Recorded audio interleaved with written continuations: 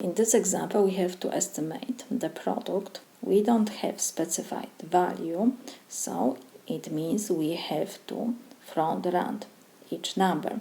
So we have to round to first non-zero digit. So first non-zero digit will be 3 in the first example, and in the second number will be 2. So let me copy our example. First we have 3 decimal point 478, and we have 21 decimal point 679. First non-zero digit is 3 in the first decimal number, and the second is 2. So now when we do rounding, we have to check what we have after our underlying digits is 4.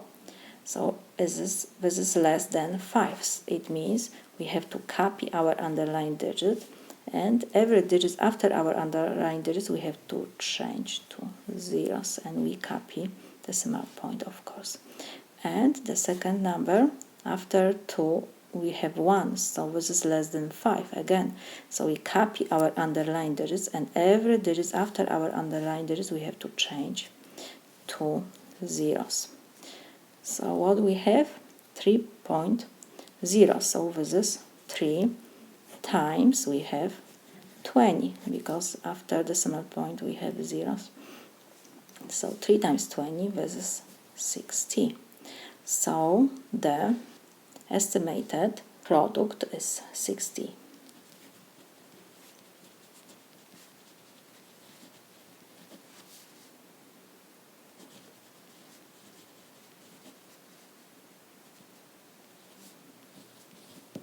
This is my solution.